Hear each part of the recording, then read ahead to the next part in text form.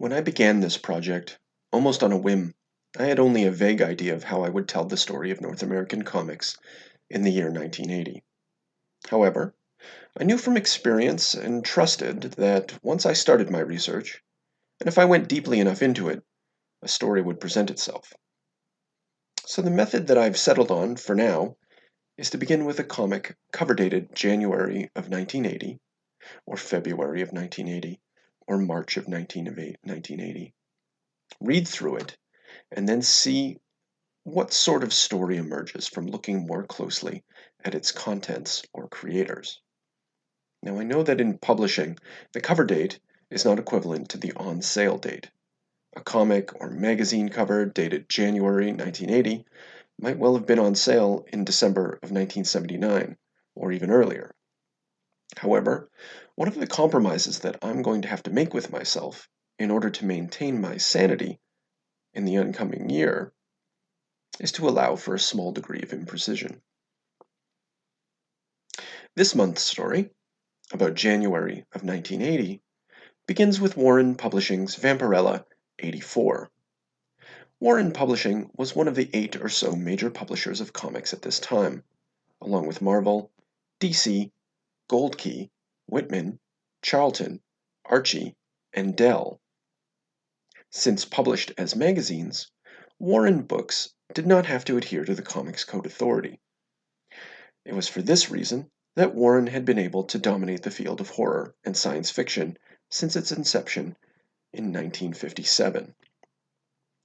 Vampirella, created in 1969 by Forrest Ackerman, literary agent, editor, and short story writer, who would go on to win a Hugo Award for his role in Fandom, and Trina Robbins, who would go on to perform an important and ongoing role in the history of comics generally, served first as an Elvira-like hostess for horror stories.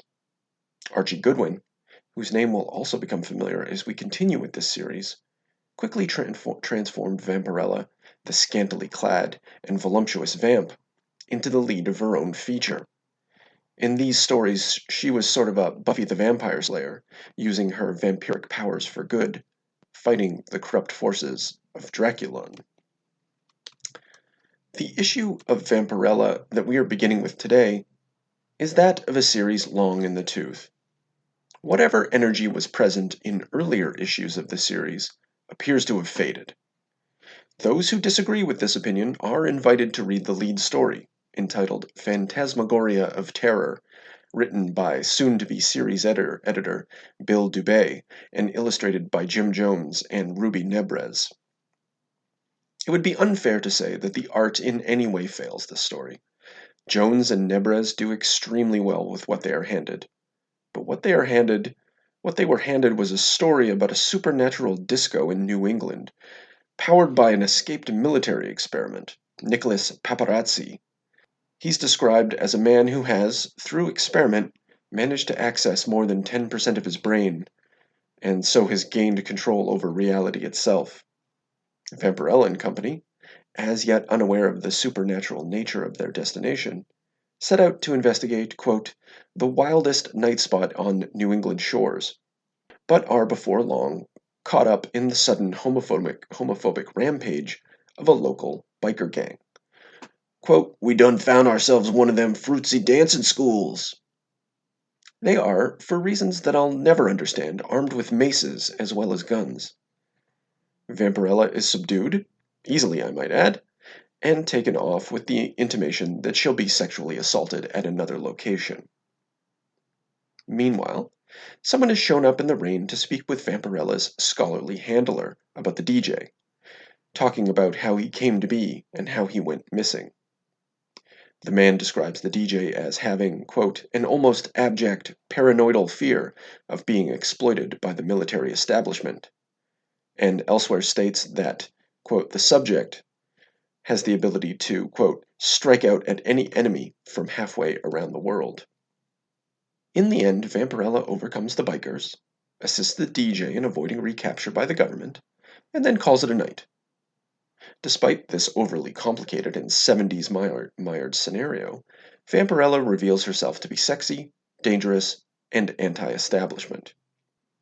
There are two other stories in this magazine, The Final Act and Native Strain, which we needn't discuss at any length. The Final Act is a sci-fi story, which posits a future in which actors enter into virtual realms when they perform, allowing studios to record their emotional intensity as well as their behaviors.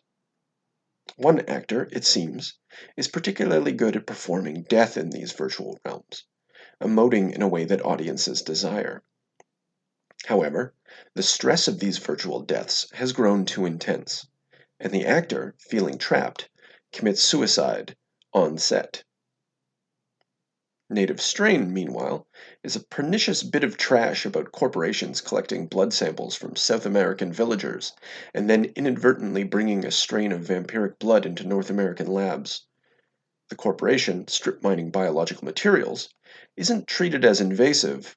The biological material collected is. It's not a good look. What ultimately jumped out at me from this book, however, was an editorial written by Joe Brancatelli called The Comic Books. Brancatelli today writes articles about politics and business travel, but from 1969 until 1980, he had been a noted comics journalist, involved in a number of fan publications. This column in Warren Publications had run roughly 5 years. The installment of the comic books that I read was one of his very last. This one was basically a rundown of recent comics-related news stories. He notes that Gary Trudeau, the creator of Doonesbury, had managed to negotiate a special agreement with Universal Press Syndicate regarding the location and size of the strip, as well as guarantees against censorship and for providing the strip to college newspapers. If nothing else, this story reminds me, as someone interested in the history of North American comics, that I should probably talk about newspaper strips, which is something I know nothing about, but hopefully can improve upon. The other story which pops out to me was the news that Cadence, the owner of Marvel Comics at that time, had hired Pam Rutt to serve, in Brancatelli's words, as a quote, drumbeater for Marvel's intellectual property. Reading this, it occurred to me that there would be more industry-related news available than I had realized. I kind of thought that that door would be closed to me. I don't know why I thought that, but it turns out that I was wrong. Curious about what I'd learn, I went looking for other Warren magazines published in 1980. I was disappointed to discover that Brancatelli's column only appeared 2 more times that year, in issues cover dated February and April. What little I was able to read, however, was certainly intriguing. In Erie, number 109, Brancatelli, as early as 1980, was lamenting the replacement of fans and collectors with, quote, collectibles specialists and profit-motivated speculators. Quote, as the speculators price even recent comic books out of the reach of the general public, they steal our history. Brancatelli notes that already the first generation of comics creators, such as Otto Binder, Basil Wolverton, and Charles Biro had passed away. Their stories potentially lost with them. Brancatelli proposes the creation of a national society of comic art fans and collectors that could preserve the threatened archive. He goes on then to call out Stan Lee's, quote, megalomaniacal view of history, which sought to erase the contributions of Kirby, Ditko, and others from the creation of Marvel's characters, and also complains about so many, quote, fans turned pro, making an exception, of course, for Roy Thomas, perhaps the prototypical fan turned pro. In his final installment of the comic books, he focuses on Cadence Industries' recent restructuring efforts over at Marvel, set in motion with the cooperation of the relatively new editor-in-chief Jim Shooter. Brancatelli reports that Marvel had dismissed its licensing firm to form its own in-house licensing operation, that Ed Shukin, Marvel's marketing VP, was looking to hire a circulation director, someone who would help Marvel tap into the revenue stream of the direct market. In Brancatelli's telling, Marvel was seeking to keep itself alive so that it could continue to produce products to license for TV, books, movies, merchandise, games, and toys. It was towards that end that Pamela Rutt, mentioned in the previous column as a drumbeater, was hired as head of the publicity department. Meanwhile, Marvel had made a push to have a 20-page comic sampler inserted into some Sunday newspapers, and had also brought in longtime editorial professionals such as R.G. Goodwin, who, as I mentioned, was with Warren, and Denny O'Neil, who would soon leave for DC, having not got along with Jim Shooter. Clearly, based on Brancatelli's story, 1980 was a year of greater significance than I had first suspected. Here, in all of his complaints, was the origin of comics in the year 2020. 40 years ago, speculators came to call. Comics companies became vehicles for the license of intellectual property.